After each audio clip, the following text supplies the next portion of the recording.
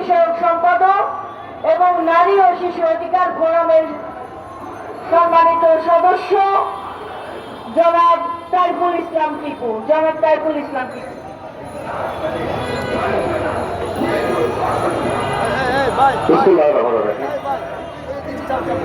নারী শিশু অধিকার কর্তৃক আয়োজিত আজকে সারা দেশে ধর্ষণের প্রতিবাদে মানববন্ধনের সম্মানিত সভাপতি, সম্মানিত প্রধান অতিথি সহ বিভিন্ন পর্যায়ের নেতৃবৃন্দ, আসসালামু আলাইকুম।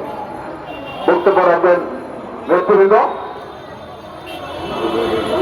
ধর্ষণের বিচার যাবজ্জীবন অথবা মৃত্যুদণ্ড।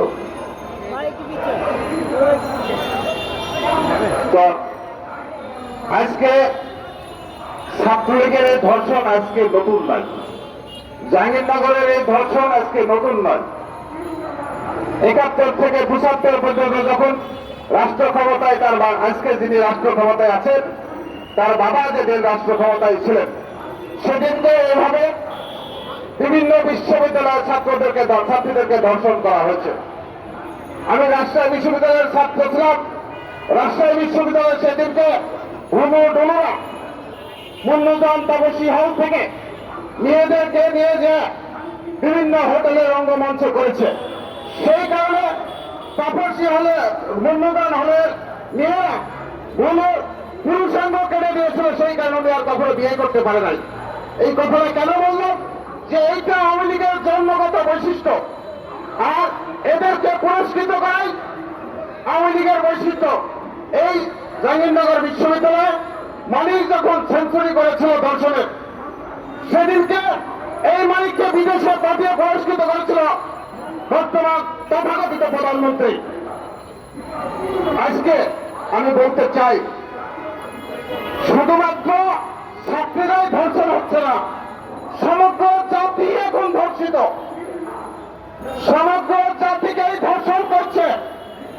বাংলাদেশের গণতন্ত্রের মা বেগম খালেদা জিয়াকে কারা অন্তরীণ রেখে, আমাদের নেতা তারেক রহমানকে কারা নির্বাচিত রেখে, আমাদের জাতীয় নেতৃবৃন্দ ফখরুল ইসলাম আলমগীর, মির্জা আব্বাস এদেরকে গ্রেপ্তার করে ধারাবাহিকভাবে সরকার প্রধান ধারাবাহিকভাবে নির্বাচন ব্যবস্থাকে তথাকথিত এই ধর্ষণের নাই আমাদেরকে নির্বাচন ব্যবস্থাকে ধর্ষণ করছে। বড় বাংলাদেশের মানুষটা সারা বিশ্বের মানুষ মনে করে যে দেশে যে পরিবারের প্রধান যখন খারাপ হয়, বাবা যদি মদ খায়, বাবা যদি গাঁজা খায়, তার ছেলেমেয়েরা ধারাবাহিকভাবে সেই কাজগুলি করবে। সেই কাজে রাষ্ট্রের প্রধান সকল অপকর্ম করছে, তার সন্তানরা প্রতিনিয়ত তার ধারাবাহিকতা প্রয়োগ করছে। এইটাই জাহাঙ্গীরনগরের ধারাবাহিকতার একটি পাঠ।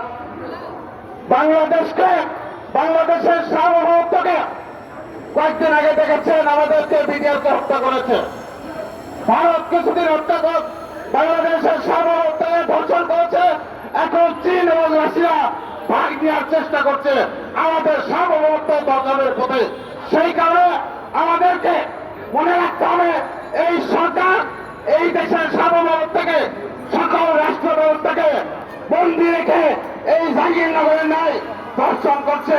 এর প্রতিরোধে আমাদেরকে আগামী দিনে রাজপথে যদি নেমে প্রতিরোধ না করতে পারে, ধর্ষণের ধারাবাহিকতা অব্যাহত থাকবে। দেশের সার্বভৌমত্ব প্রতিনিয়ত ধর্ষণ হবে। সবাইকে ধন্যবাদ। বাংলাদেশ জিন্দাবাদ।